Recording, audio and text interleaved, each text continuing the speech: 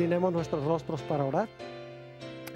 Nuestro Padre y nuestro Dios, te damos gracias por la seguridad que nos brinda tu palabra. Te damos gracias porque en un mundo de confusión y rebelión, tú aún te sientas en el trono del universo y tienes todo bajo tu control. Al estudiar la segunda parte del tema, el anticristo y el número 666, pedimos la dirección de tu Espíritu Santo. Te ruego, Señor, que nos des mentes claras y corazones dispuestos de recibir tu palabra. Te lo pedimos en el precioso nombre de tu Hijo, Cristo Jesús. Amén. Quiero repasar brevemente las 12 características que estudiamos en nuestro tema anterior sobre el cuerno pequeño y la bestia. Y voy a hacer esto rápidamente porque hoy queremos ver el cumplimiento de la profecía que estudiamos la vez pasada. La vez pasada presentamos solamente 12 características. No identificamos quién es el cuerno pequeño o quién es la bestia. Pero hoy vamos a notar varias referencias históricas y varias razones que identifican claramente qué poder es este representado por el cuerno pequeño y por la bestia. Repasando las 12 características. Número 1, tiene que ser un poder que se levanta en Europa, porque se levanta entre los 10 cuernos que representan las 10 divisiones del Imperio Romano, lo que hoy es Europa. En segundo lugar, tiene que ser un poder romano, porque se levanta de la cabeza del dragón, que es Satanás, pero que representa a Roma, porque procuró matar a Jesús. Tiene que levantarse en tercer lugar después del año 476, cuando terminó de fragmentarse el Imperio Romano. Número 4, tiene que haber arrancado 3 de esos 10 reinos de raíz. Es decir, hoy no hay nación europea que descienda de esos 3 reinos que fueron arrancados de raíz. Número 5, tiene que ser un poder que habla blasfemias contra Dios. No es un poder ateo, no es un poder irreligioso, es un poder religioso que profesa tener el poder de perdonar pecados y que profesa tener a Dios o al representante de Dios aquí en la tierra. Característica número 6, tiene que ser un poder político religioso, porque es diferente que los reinos que vinieron antes, que eran solamente reinos políticos. Es una amalgama de hierro y barro, como hemos estudiado en un tema anterior. Característica número 7, es un poder que tiene que haber perseguido a los santos de Dios, perseguido a la verdadera iglesia de Dios. Característica número 8, tiene que haber procurado cambiar el calendario profético de Dios, el orden de los eventos proféticos, quiénes van a cumplir esos eventos y a dónde se van a cumplir esos eventos. Número 9, es un poder que pensó que podía cambiar la santa ley de Dios. Es un poder que en algún sentido se metió con la ley de Dios y procuró cambiar los 10 mandamientos de alguna forma. Número 10, es un poder que tiene que haber gobernado por 1260 años. Tiene que haberse levantado después del año 476 y haber gobernado 1260 años en Europa. Característica número 11, al final de su periodo de dominio, al final de los 1260 años, iba a recibir una herida mortal, es decir, se le iba a quitar su poder. Por un tiempo, esta bestia, este cuerno pequeño, iban a estar inactivos, pero después de un periodo de inactividad, la herida se iba a curar. Iba a recuperar su dominio mundial, en otras palabras, y todo el mundo se iba a maravillar en pos de esta bestia en los últimos días. Y finalmente, es un poder que tiene un número misterioso. El número 666 es número de hombre, es número de su nombre, que significa que su nombre, las letras tienen valor numérico y tiene que ser los números romanos porque este es un poder romano y tiene que ser un nombre que da 666 en números romanos y tiene que ser un nombre blasfemo un nombre que indica que Él cree que es Dios en la tierra y cree que tiene poder para perdonar pecados. Ahora, lo que quiero hacer en los próximos minutos es hablar del cumplimiento de esta profecía. De esta profecía del cuerno pequeño y de la bestia. Antes de identificar el poder representado por estos símbolos, necesito hacer una aclaración. Vamos a hablar de un sistema muy bien conocido por todos los que estamos aquí. Y los que están viendo vía satélite en diferentes partes del mundo de habla hispana, yo creo que cuando vieron la primera presentación ya se imaginan cuál es este poder. Quiero decirles que hay muchas personas sinceras que aman a Dios dentro de este sistema. No estamos diciendo que todas las personas que pertenecen a este sistema son apóstatas. Hay muchos que aman a Dios y son verdaderos hijos de Dios. Estamos hablando es del sistema. Estamos hablando de la organización de este sistema. No estamos hablando de todos los individuos que pertenecen al sistema. Porque Dios tiene mucho verdadero pueblo en este sistema. Porque dice en Apocalipsis 18 que Dios llama a su pueblo a salir de Babilonia. Dice, salid de ella, pueblo mío. Es decir, que Dios tiene mucho pueblo en Babilonia. Gente sincera que ama a Dios, que cuando oye estas cosas, dice, yo no sabía esto. Yo tengo que salir de este sistema. Así que quiero que quede absolutamente claro que no estoy criticando personas individuales dentro de este sistema. Lo que estamos haciendo es analizando el sistema, la organización a la luz de la Sagrada Escritura. Vamos a mirar las 12 características y cómo se cumplieron en este sistema. Les voy a decir de plano, desde este momento, qué sistema es representado por el cuerno pequeño y la bestia. No cabe duda alguna de que estos poderes o estos símbolos representan a la Iglesia Católica Apostólica Romana.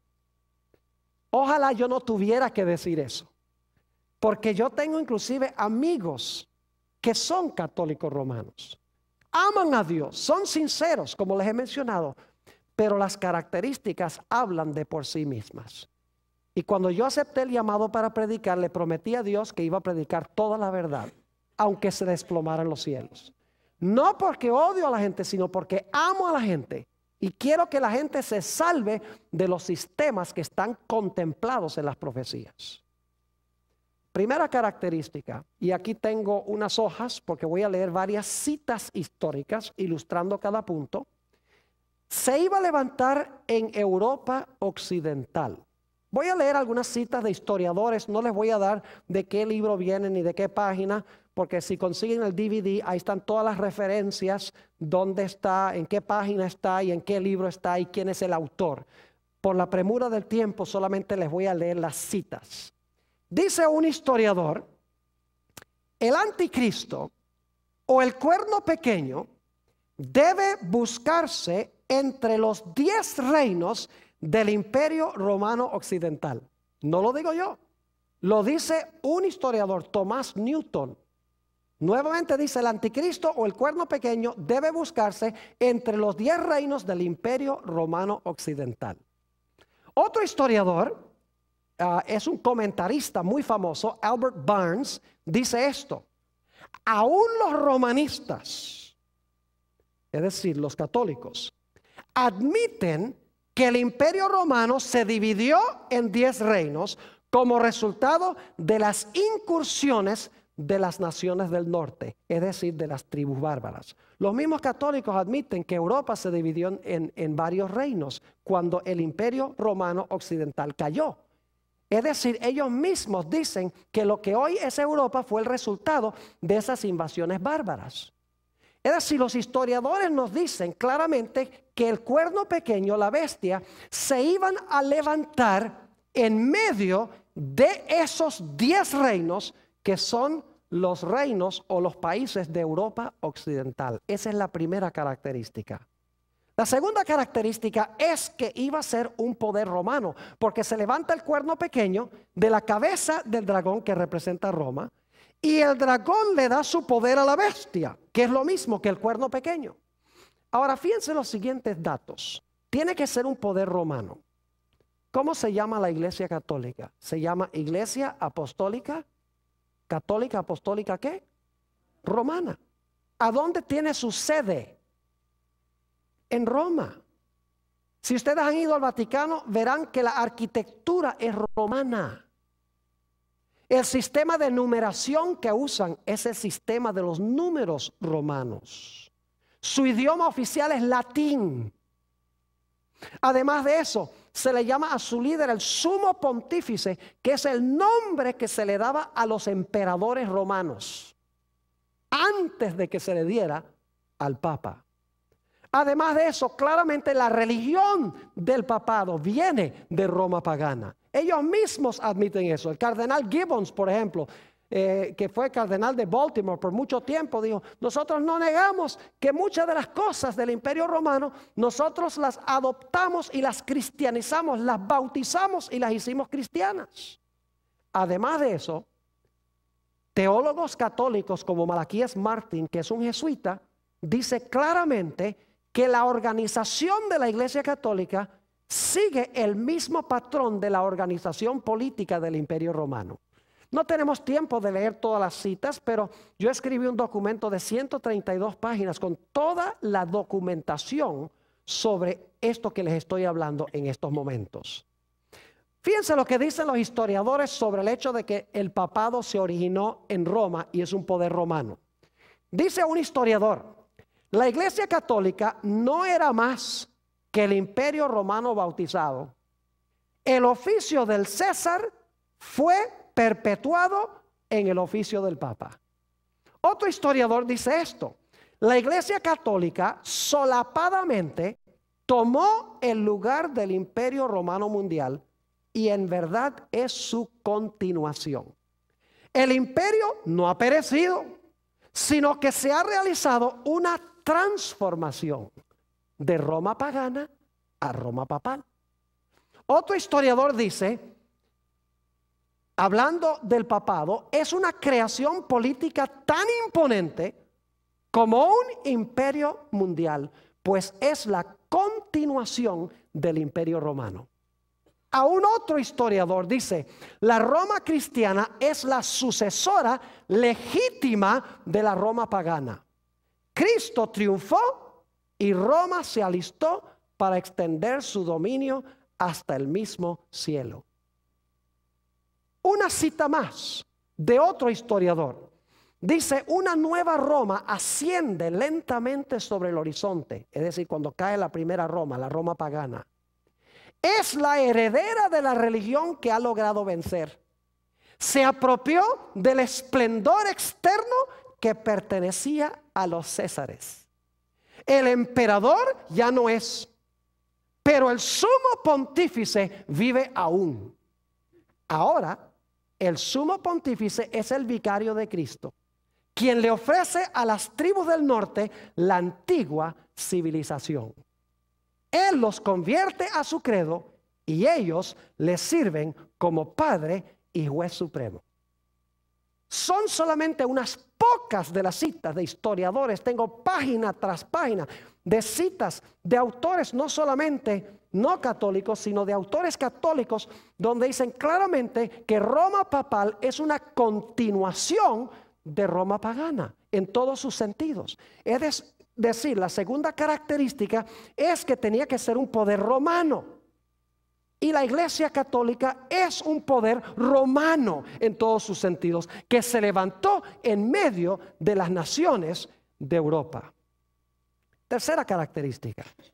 Tenía que levantarse después del año 476. Y la razón es que el Imperio Romano tenía que ser dividido antes que se levantara el cuerno pequeño. Ustedes recuerdan que los 10 cuernos estaban en la cabeza del dragón y tras los 10 sale el pequeño. Y los 10 reinos están completos según los historiadores, en el año 476, cuando fue depuesto el último emperador de Roma Occidental o del Imperio Romano Occidental. Su nombre era Rómulo Augustulo. Después de eso, en el 476, no hubo más emperadores en Roma Occidental. Ahora lo que había eran muchos reinos y pronto tomó el trono sobre estos reinos el obispo de Roma o el papa. Es decir, el papado sí se levantó después del año 476 a su poderío, tal cual lo contempla esta profecía. La cuarta característica: iba a arrancar de raíz a 10 de los reinos, o a 3 de estos 10 reinos, mejor dicho, en que se dividió el Imperio Romano. Históricamente esto se puede comprobar. En realidad, entre los 10 reinos que se establecieron allá en lo que había sido el Imperio Romano, había 3 reinos que eran rebeldes a la autoridad de la iglesia. Eran tribus arrianas, es decir, eran seguidores de Arrio. Ahora, lo que enseñaba Arrio era que Jesús fue un ser creado, fue la primera criatura de Dios el Padre. Y claro, la iglesia no enseñaba eso. La iglesia enseñaba que Jesús es eterno Dios. Y por lo tanto, estos 3 reinos, los érulos, los vándalos y los ostrogodos, como enseñaban contrario a la iglesia contrató al imperio, al poder político del imperio, para desarraigar a estos 3 reinos. Y es interesante que el primer reino, los érulos, fueron arrancados en el año 493. Y en Europa hoy no hay ningún país que descienda de los érulos. En el año 534 fueron arrancados los vándalos, otra de estas tribus bárbaras que habían venido del norte, se habían posesionado de parte del territorio del Imperio Romano Occidental. Los vándalos fueron desarraigados en el año 534. No hay ninguna nación hoy en Europa que descienda de los vándalos. Finalmente, el último reino en ser arrancado de raíz fue el reino de los ostrogodos, cuando Roma cayó en el año 538. Y los ostrogodos tampoco tienen en Europa ninguna nación que desciende de ellos. Es decir, los érulos, los vándalos y los ostrogodos fueron arrancados de raíz. No hay ninguna nación en Europa hoy que descienda de ellos. Mientras que hay otras naciones que descendieron de tribus bárbaras. Los anglosajones son los ingleses, los francos, los franceses, los alemanes, los lombardos, los italianos. Es decir, de las demás divisiones de los otros 7 reinos, hay naciones en Europa hoy. Pero de estos 3 reinos, no hay ninguna nación que descienda de ellos. Fueron arrancados de raíz, tal cual lo dice la profecía. ¿Qué diríamos de la quinta característica? La quinta característica es que debe ser un poder que profesa ser Dios en la tierra y que pretende tener el poder para perdonar pecados. Yo quiero leerles algunas citas, no solamente de autores protestantes, porque alguno podría decir, bueno, eso es lo que dicen los protestantes. Yo les voy a leer citas de autores católicos ahora, no de autores protestantes, autores católicos mismos. La primera cita que quiero leer viene de la Enciclopedia Católica, tomo 3, la página 139. Escuchen lo que dice la Enciclopedia Católica. Dice: el Papa tiene tan grande dignidad y es ensalzado que no es un simple hombre, sino como si fuese Dios, el vicario del Hijo de Dios. El Papa tiene una dignidad tan sublime y suprema que, hablando con propiedad, no ha sido establecido en algún grado de dignidad, sino más bien ha sido colocado en la misma cúspide de todas las dignidades. El Papa es llamado Santísimo porque únicamente Él es el vicario representante de Cristo, manantial, fuente de plenitud de toda santidad. El Papa es el monarca divino, emperador supremo, Rey de reyes y Señor de señores. De allí que el Papa lleva una corona triple, como Rey del cielo, Rey de la tierra y Rey de las regiones inferiores. Además, esto es una enciclopedia católica, además, la autoridad y el poder del pontífice romano no se refieren solo a las cosas celestiales, a las terrenales y a las que están debajo de la tierra, sino que llegan hasta sobre los ángeles, pues es mayor que ellos. De manera que si se pudiera dar el caso de que los ángeles errasen en la fe o pensasen en forma contraria a la fe, podrían ser juzgados y excomulgados por el Papa. El Papa tiene tan grande dignidad y poder que forma uno con Cristo el mismo tribunal. La enciclopedia católica. La mayoría de los católicos no conocen esto. De las mismas fuentes católicas. Aquí está otra cita de otra enciclopedia católica que se llama Prompta Biblioteca. Dice esto: el Papa es como si fuese Dios en la tierra, solo soberano de los fieles de Cristo, principal Rey de reyes y Señor de señores, que tiene la plenitud del poder, a quien Dios el omnipotente le ha confiado no solo la dirección de lo terreno, sino también el reino celestial. El Papa tiene tan grande autoridad y poder que puede modificar, explicar, abolir, interpretar o cambiar aún las leyes divinas. Las leyes divinas. Fíjense lo que dijo León XIII. El Papa León XIII dijo: nosotros ocupamos sobre la tierra el lugar del Dios omnipotente. Fíjense lo que dijo el cardenal Bellarmino, un famoso cardenal de la época de la Reforma Protestante. Dijo esto: si el Papa errara imponiendo pecados y prohibiendo virtudes, es decir, si el Papa impusiera pecados y prohibiera virtudes, la Iglesia aún estaría obligada a considerar que los pecados son buenos y las virtudes son malas. Eso lo dice un cardenal, el cardenal Bellarmino, no lo dice un protestante. Aquí está otra cita sobre el asunto del perdón de los pecados. Leí citas de teólogos católicos donde hablan de la dignidad y el poder del Papa. Ahora escuchen lo que dicen en cuanto a perdonar pecados. El perdón de un solo pecado requiere toda la omnipotencia de Dios. Pero lo que solo Dios puede hacer por medio de su omnipotencia, lo puede hacer también el sacerdote. Cuando dice, ego te absolvo, es decir, yo te perdono. En verdad, no es exagerado decir que en virtud de su supremo oficio, los sacerdotes son otros tantos dioses.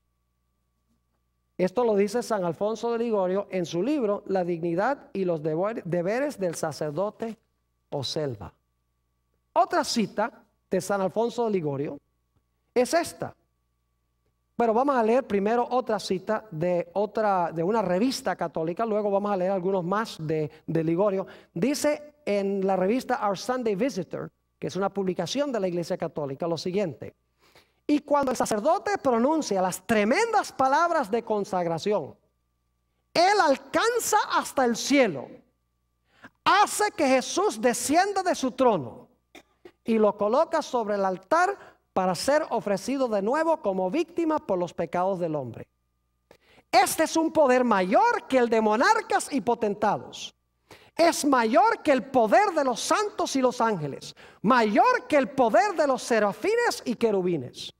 En efecto, es mayor aún que el poder de la Virgen María, pues mientras que la bendita Virgen fue la agente humana por medio de la cual Cristo se encarnó una sola vez, el sacerdote hace que Cristo descienda del cielo y lo encarna sobre el altar como víctima eterna por los pecados del hombre, y no una sola vez, sino miles de veces.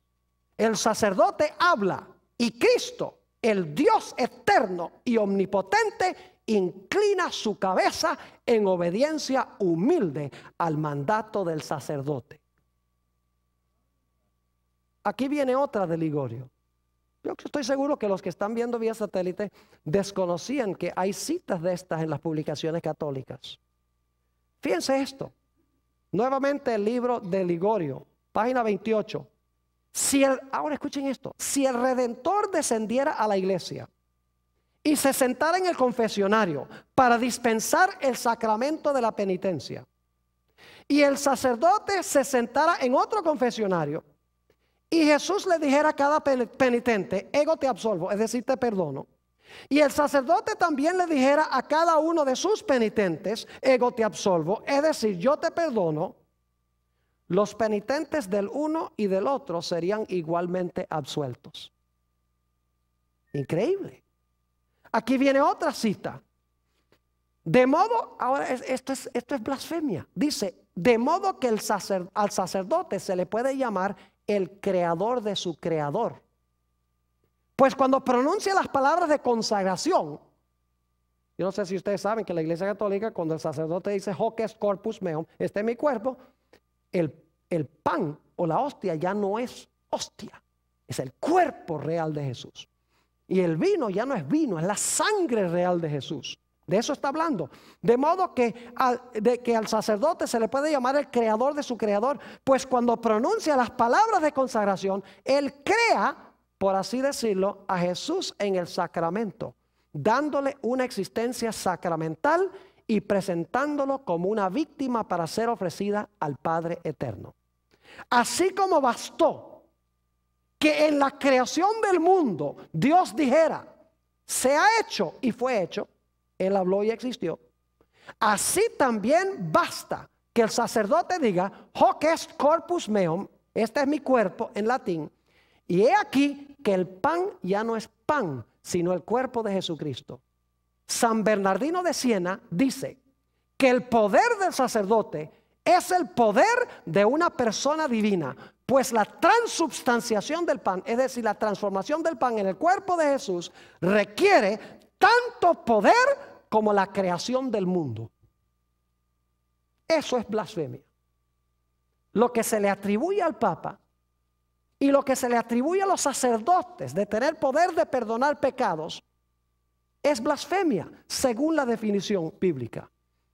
Hay otras cosas que indican que este poder en realidad es blasfemo. Por ejemplo, su líder permite que le llamen el Santo Padre. Jesús dijo en San Mateo 23:9, a nadie llaméis Padre en la tierra. Además de eso, como leí, se le ha llamado Dios en la tierra. Ocupamos el lugar del omnipotente Dios, dijo León XIII. Eso es blasfemia. Además de eso, dice tener poder de perdonar pecados. Solamente Dios puede perdonar pecados. Además de eso, el papado siempre ha profesado que tiene poder para poner y quitar reyes. En la Edad Media profesaba tener poder para poner reyes y quitar reyes. Y lo hizo. Daniel 2:21 dice que solo Dios pone y quita reyes. Además de eso, la Iglesia Católica tiene un dogma donde dice que el Papa, cuando habla ex cátedra, es infalible en sus declaraciones. Permítame leerles lo que dice un teólogo católico sobre esto. Dice, la infalibilidad del Papa es la infalibilidad de Jesucristo mismo. Cuando el Papa piensa, es Dios mismo el que está pensando en él. Eso es blasfemia. La Biblia dice que solo Dios es infalible. Solo Dios dice, yo Jehová no cambio. Malaquías el capítulo 3 y el versículo 6. ¿Cómo un mero hombre puede decir que él es infalible cuando habla desde el trono o ex cátedra? Además de eso, el Papa permite que la gente se le incline. Cuando Cornelio, según Hechos 10, se inclinó ante Pedro, quien supuestamente fue el primer papa, dijo, levántate de ahí, que yo soy hombre como tú. Inclusive los ángeles no permitían que se les inclinara. Juan se les inclinó, según Apocalipsis 19:10. Y el ángel dijo, no te inclines, que yo soy criatura. ¿Cómo es que el Papa entonces permite que la gente venga y le rinda pleitesía? Además de eso, hay declaraciones del poder papal donde dice que el Papa puede juzgar a todos y nadie lo puede juzgar a él. La Biblia dice en San Juan 5, el versículo 22 y 27, que Dios le ha dado a Jesús la facultad de juzgar, por cuanto es el Hijo del Hombre. Además de eso, hemos visto que el papado profesa haber cambiado los tiempos. Vamos a ver eso en unos momentos, los tiempos de Dios. Y vamos a encontrar que también ha profesado cambiar la ley de Dios. En unos momentos vamos a ir a eso. Todas estas características indican de que Roma papal, la Iglesia Católica, Apostólica y Romana, cuadra perfectamente con la característica de que habla blasfemias contra Dios. Vamos a la característica número 6. Iba a ser un poder diferente que los otros reinos. Iba a ser no solamente un reino religioso, sino que iba a ser un reino ¿qué? Político. Es decir, iba a mezclar el hierro de Roma, que es el Estado romano, con el barro que representa la iglesia, según hemos estudiado. Iba a amalgamar, en otras palabras, la iglesia con el Estado. ¿La Iglesia Católica cuadra con esta característica? Perfectamente. Permítame compartir con ustedes algunas características. ¿Saben ustedes que la Iglesia Católica es el Estado más pequeño del mundo? Tiene 44 acres, la Ciudad del Vaticano. La Ciudad del Vaticano tiene sus propios embajadores, se llaman nuncios a otras naciones. Tiene su propia moneda, tiene su propio departamento de policía, tiene sus propios bancos, su propio correo, sus propias leyes civiles y su propio idioma. Es decir, es no solamente una iglesia, sino un Estado. Se combina allí la Santa Sede, que es la parte religiosa, y el Estado del Vaticano, que es la parte política, y el que preside sobre ambos es el Papa. Es decir, Roma papal es un sistema amalgamado, es un Estado y es una iglesia mezclados en uno. Y dicho sea de paso, la Iglesia Católica durante su historia ha profesado tener las dos espadas. En una bula, que es una carta papal, llamada Unam Sanctam, que fue enunciada en el año 1302. Ahí dice que la Iglesia Católica, nosotros tenemos las dos espadas. La primera espada es la espada de la iglesia y la segunda espada es la espada del Estado. Y fíjense, como estudiamos en nuestro primer tema de estos dos que estamos estudiando, nos dimos cuenta que este poder usaba la espada. Así que es interesante que diga que nosotros tenemos las dos espadas. La religiosa, no solo la espada del Espíritu, que es la palabra de Dios, sino la espada del poder civil. ¿Está claro? Es decir, la Iglesia Católica es una amalgamación, es un poder diferente que todos los otros reinos que vinieron antes, porque esos eran políticos, mientras que este es un poder político religioso. Fíjense lo que dice un historiador. En la Edad Media, la iglesia no era un Estado, sino que era el Estado. O mejor dicho, la autoridad civil era el departamento de policía de la iglesia. Qué interesante lo que escribe este historiador, que el Estado sencillamente era el departamento de policía de la iglesia. Como la iglesia hacía cumplir sus dogmas y sus enseñanzas. Característica número 7. Iba a perseguir a los santos de Dios. ¿Han oído ustedes alguna vez hablar sobre el santo oficio de la Inquisición que se estableció en el siglo XIII? Saben que miles, algunos creen que millones de los hijos de Dios fueron muertos, fueron torturados, sus bienes fueron confiscados, fueron encarcelados porque creían diferente que la iglesia. Y lo que hacía, si ustedes dicen hoy a los sacerdotes católicos, ustedes persiguieron durante la Edad Media. Y ellos dicen, no, nosotros no fuimos, fue el Estado. Y técnicamente es cierto, fue el Estado. Pero escuchen bien, fue la iglesia usando la espada del Estado. Y saben que eso es lo mismo que pasó con Jesús. Jesús fue crucificado por una coalición entre iglesia y Estado. Porque los judíos, la iglesia, usaron el poder civil de Roma para crucificar a Jesús. Y eso fue lo mismo que pasó durante la Edad Media. La iglesia empleó el poder del Estado, empleó la espada para matar a millones de los hijos de Dios. Los valdenses, los albigenses, los hugonotes en Francia, la famosa masacre de San Bartolomé. Podría contarles muchas cosas. En el documento que escribí hay 25 páginas nada más sobre esta característica, donde teólogos católicos dicen la iglesia católica tiene derecho a perseguir y a matar a los herejes si no están de acuerdo con la iglesia, usando el poder civil. La característica número 8, que iba a intentar cambiar el calendario profético de Dios, los tiempos de Dios. No tengo tiempo de entrar a todas las dimensiones de esto, pero les voy a dar una corta reseña histórica. Cuando se levantó la Reforma Protestante en el siglo XVI, 1517, cuando Martín Lutero clavó sus 95 tesis en la Catedral de Wittenberg, Martín Lutero, con las profecías que nosotros estamos estudiando, apuntaba el dedo a la Iglesia Católica. Decía, la Iglesia Católica es el poder contemplado en las profecías, es el anticristo de la Biblia. La Iglesia Católica empezó a perder, inclusive naciones enteras se volvieron protestantes. Y por lo tanto reunieron el Concilio de Trento, el concilio más largo en la historia de la Iglesia Católica, 1545 a 1563. Y el propósito era buscar la forma de contrarrestar la Reforma Protestante.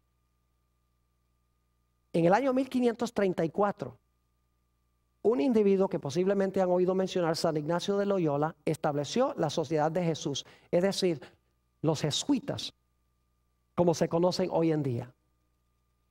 El propósito de los jesuitas era acabar con la Reforma Protestante, quitar el dedo acusador de las profecías de la iglesia para apuntarlos a otra parte. De entre los jesuitas aparecieron dos teólogos de renombre. Uno se llamaba Luis de Alcázar. Y Luis de Alcázar escribió un libro voluminoso, como de unas 900 páginas, a donde él dijo, mire, esa profecía del cuerno pequeño, esa profecía se cumplió 200 o 165 años antes de Cristo con un individuo llamado Antíoco Epífanes. Él fue el cuerno pequeño allá hace tantos años. Y decía, y la bestia de Apocalipsis 13, eso representa a Nerón. Es decir, su nueva interpretación profética era decir que la bestia y el cuerno pequeño se cumplieron en el lejano pasado en otra parte. Se levantó otro teólogo católico con el nombre de Francisco Rivera, jesuita también, y él escribió también un comentario voluminoso donde decía que las profecías del cuerno pequeño y la profecía de la bestia todavía no se había cumplido, que se iba a cumplir al final de la historia allá en Israel, en el Medio Oriente, con los judíos.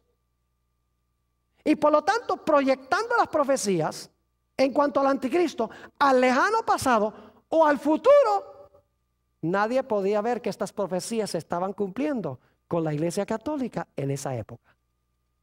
Es decir, estos dos teólogos procuraron cambiar el calendario profético de Dios. Y si ustedes van a un comentario católico hoy en día, van a encontrar que todavía los comentarios católicos dicen que el cuerno pequeño fue Antíoco Epífanes, un rey griego, y que la bestia representa a Nerón. Es decir, nada tiene que ver con nosotros, dicen. Y los protestantes han asimilado la idea de que el anticristo se va a levantar en el futuro por allá en Israel. Es decir, la Iglesia Católica desvió los ojos del lugar y con quiénes y cuándo se iban a cumplir las profecías bíblicas. Característica número 9. Este poder iba a intentar cambiar la santa ley de Dios. Y ustedes dicen, bueno, Pastor Bor, la Iglesia Católica no profesa haber cambiado la ley de Dios. ¿Saben lo interesante? Si ustedes van a una librería católica y compran catecismos o miran en los catecismos, van a descubrir algo muy interesante. Yo lo hice una vez en Albuquerque, en Nuevo México. Busqué todos los catecismos que pude conseguir. Y que particularmente quería mirar qué tenían que decir los catecismos en cuanto al segundo mandamiento de la ley de Dios. ¿Y saben lo que descubrí? En los catecismos no aparece el segundo mandamiento. Aunque está en la Biblia católica el segundo mandamiento. No te harás imagen ni ninguna semejanza. No te inclinarás ante imágenes, dice. En los catecismos ese mandamiento desaparece aunque está en la Biblia católica. Claro, tiene que desaparecer porque la Iglesia Católica está llena de imágenes. Claro, cuando eliminan el segundo mandamiento, quedan con 9 mandamientos. Entonces lo que hacen es partir el 10º mandamiento en 2. No codiciarás los bienes de tu prójimo, no codiciarás la mujer de tu prójimo. Entonces parten el 10º en 2 para terminar con 10. Pero el cambio más terrible que ha hecho la Iglesia Católica en la ley de Dios es que profesa haber cambiado el día de reposo del sábado al domingo. Y los protestantes que hoy guardan el domingo no es porque lo consiguieron de la Biblia, sino porque lo heredaron de la Iglesia Católica. Permítanme leerles varias citas de fuentes católicas sobre este asunto. Dice un teólogo católico: fue por la autoridad de Jesucristo que la Iglesia Católica cambió este reposo al domingo. ¿Quién la cambió? La Iglesia Católica cambió, ahí está la palabra, este reposo al domingo en memoria de la resurrección de nuestro Señor. Y así es que al observar el domingo, los protestantes le están rindiendo homenaje, sin querer admitirlo, a la autoridad de la Iglesia Católica. De eso vamos a hablar en nuestro próximo tema. Otro teólogo dice esto: el día de reposo de los judíos era el sábado. Nosotros los cristianos santificamos el domingo. La Iglesia, por el poder que le concedió el Señor, cambió la observancia del sábado al domingo. ¿Quién cambió la observancia? ¿Jesús? No. Dice, la Iglesia lo cambió. Sigue diciendo este teólogo una palabra en cuanto al domingo. Dios dijo: acuérdate de santificar el día sábado. El día de reposo era el sábado, no el domingo. ¿Por qué entonces santificamos el domingo en lugar del sábado? Pregunta este teólogo católico. Dice esto: la Iglesia cambió la observancia del sábado al domingo. Los protestantes, quienes profesan regirse por la Biblia y la Biblia sola, y que afirman no creer nada que no se encuentre en la Biblia, deben estar medio confundidos al observar el domingo, cuando Dios dijo claramente: santificarás el día sábado. La palabra domingo no aparece en ninguna parte de la Biblia, y por lo tanto los protestantes están obedeciendo la autoridad de la Iglesia Católica. Una última cita, esta es del cardenal Gibbons. Dice él: usted puede leer la Biblia desde Génesis hasta Apocalipsis y no hallará ni una sola línea que autorice la santificación del domingo. Las Escrituras exigen la observancia religiosa del sábado, un día que nosotros, los católicos, nunca santificamos. Tengo 20 páginas de citas de autores católicos en el material que escribí, donde ellos constantemente dicen: la Iglesia transfirió el día, la Iglesia cambió el día del sábado al domingo. ¿Quién le dio autoridad a la Iglesia de cambiar la santa ley de Dios? ¿Quién le dio la autoridad de sacar el segundo mandamiento de la ley de Dios y dividir el 10º en 10 y decir que el día de reposo no es el sábado sino es el domingo? La Biblia dice que el cuerno pequeño pensó que podía cambiar los tiempos y la ley. Noten que no los cambió. Pensaba o intentó cambiar los tiempos y la ley, pero en realidad no lo pudo hacer. Característica número 10. Este poder iba a gobernar 1260 años.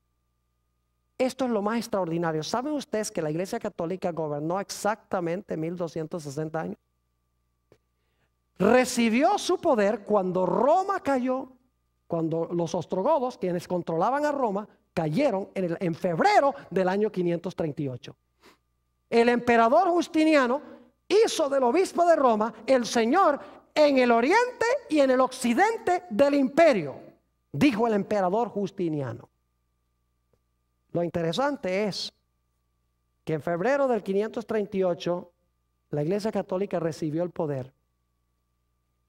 En febrero de 1798, en la culminación de la Revolución Francesa, fíjese, en el mismo mes, febrero 10 de 1798, exactamente 1260 años después de recibir el poder, en febrero del año 538, el general Berthier, enviado por Napoleón Bonaparte, entró al Vaticano, bajó de su trono al Papa Pío VI, le quitó sus anillos, le quitó su corona y fue llevado cautivo a donde murió exiliado en Valencia, en Francia. ¿Recuerdan que leímos que el que lleva en cautiverio va en cautiverio?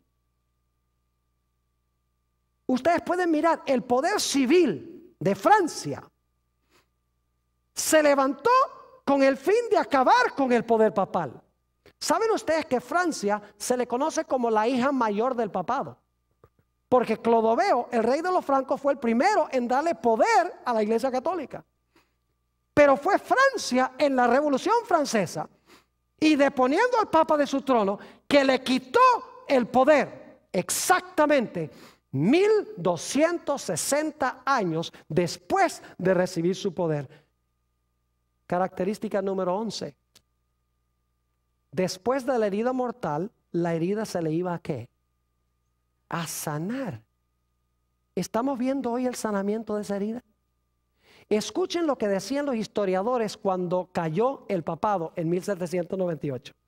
Dice uno, el papado, claro, ellos no conocían la profecía de Apocalipsis 13, el papado estaba extinto. No quedaba ni un vestigio de su existencia. Y de todos los poderes católicos romanos, ninguno levantó ni un solo dedo para defenderlo. La ciudad eterna ya no tenía príncipe ni pontífice. Su pontífice estaba muriendo en tierras extranjeras y ya se había dado el decreto de que no se permitiría la elección de un sucesor. El historiador dice, el papado estaba extinto, si tan solo pudiera haber vivido hoy. ¿Ustedes vieron el funeral de Juan Pablo II? ¿Vieron la cantidad de gente que fueron de todos los países a ese funeral? Incluyendo 4 presidentes de los Estados Unidos. ¿Vieron el escándalo que hicieron los medios de comunicación? Impresionante. Dice otro historiador, en cuanto a la caída del papado, con razón, la mitad de Europa creía que el veto de Napoleón, es decir, que no se iba a elegir otro papa, sería obedecido y que al igual que el papa, el papado estaba muerto. Otro historiador dice, las muchedumbres pensaban que el papado estaba a punto de morir y se preguntaban si Pío VI sería el último pontífice y si el cierre del siglo XVIII marcaría la caída de la dinastía papal. Otro historiador dice, el papado había sufrido su más profunda humillación y parecía estar aniquilado. La revolución les suministró, escuchen bien, una herida que según parecía no quería sanarse sino hasta fines del siglo XX. Y este es un historiador secular. Una herida que no quería sanarse sino hasta fines del siglo XX, dice este historiador. Aún Malaquías Martín, el jesuita, dice esto en cuanto a los últimos 200 años. Dice, la Iglesia Católica ha estado inactiva durante los últimos 200 años. Y fíjense lo que declara. Dice, por 1500 años y más, Roma había mantenido un dominio con mano fuerte sobre cada comunidad local del mundo. En gran medida, y admitiendo algunas excepciones, ese era el punto de vista romano. Es decir, dominar. Hasta, escuchen, que 200 años de inactividad le fueran impuestos al papado por los grandes poderes seculares del mundo. ¿Cuántos años de inactividad dice Malaquías Mártir? Esto lo escribió en 1986. 200 años. Si ustedes van de 1986, 200 años hacia atrás, los lleva muy cerca de 1798. El mismo dice que durante 200 años después de 1798, el papado estaba inactivo porque tenía una herida mortal. Pero la herida se va a sanar. Noten lo que dice este teólogo. Dice, la Iglesia Católica nunca, este no es un teólogo adventista, dice, la Iglesia Católica nunca ha desistido de su deseo de restablecer la unión medieval de la Iglesia y el Estado, con el objetivo final de crear un Estado y una teocracia de alcance global. La Iglesia Estado romano, porque lo dice la Iglesia Estado romano, es un híbrido, un monstruo de poder eclesiástico y político. Su idiosincrasia política es totalitaria. Y cuando se le ha dado la oportunidad de implementar sus principios, el resultado ha sido la represión sangrienta. Sí, en los últimos 30 años ha suavizado el tono de sus declaraciones de tener poder plenipotenciario, supremo e irresponsable, y ha asesinado menos gente que antes. Este cambio de conducta no se debe a un cambio de ideas, sino a un cambio de circunstancias. La Iglesia Estado romano en el siglo XX, escuchen esto, es un presbiteriano. Él no interpreta Apocalipsis 13, la herida mortal, como lo hemos hecho aquí, porque no entiende la plenitud de lo que hemos estudiado. Pero sí capta esto, dice, la Iglesia Estado romano en el siglo XX se está recuperando de una herida mortal. Si o cuando recupere la plenitud de su poder y autoridad, impondrá un régimen más siniestro que cualquiera que el planeta jamás haya visto. Es de la Iglesia Reformada. Sabe más de lo que él, o sea, expresa más de lo que él entiende en su mente. Ahora, la última característica, el número 666. ¿Saben ustedes que el Papa a través de los siglos ha tenido un nombre especial que ha usado? Yo tengo documentación de esto. El nombre predilecto es vicario del Hijo de Dios. La palabra vicario significa uno que ocupa el lugar de, un sustituto. En realidad es el equivalente en latín de la palabra anticristo en griego. La palabra anticristo en griego no significa contra Cristo, sino que significa uno que procura ocupar el lugar de Cristo. Eso es lo que significa anticristos en el griego. Uno que procura ocupar el lugar de Cristo. Y en el latín, anticristos es vicarius filii Dei, vicario del Hijo de Dios. Ahora, si ustedes buscan el valor numérico, y lo van a tener en la pantalla para los que consiguen el DVD, van a encontrar que el nombre vicarius filii Dei, un nombre en latín, dicho sea de paso, si usted le busca la equivalencia numérica a las letras de ese nombre, van a encontrar que el valor numérico de vicarius filii Dei es 666.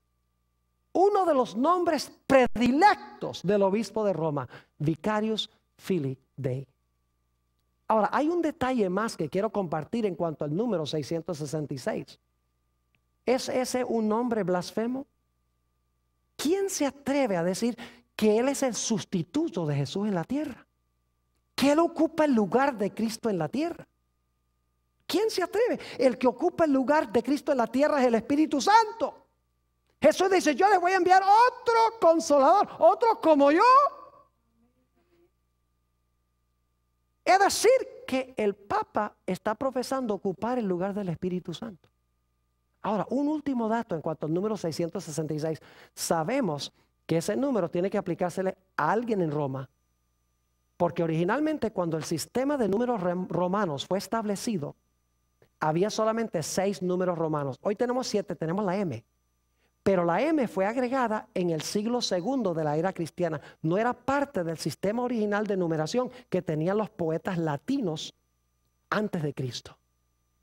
Interesante que si ustedes toman los 6 números romanos, excluyendo la M, y cuentan los 6 números romanos, 6, el 1 más el 5, más el 10, más el 50, más el 100, más el 500, el total de los números romanos es 666. Es decir, el anticristo debemos esperarlo en Roma. No cabe duda que representa este poder. Ojalá yo pudiera decir otra cosa, porque hay tanta gente sincera en este sistema. Pero las características claramente identifican a Roma papal como el cumplimiento de las profecías del cuerno pequeño y de la bestia. Y Dios llama a su pueblo sincero, que lo ama, a salir de ese sistema.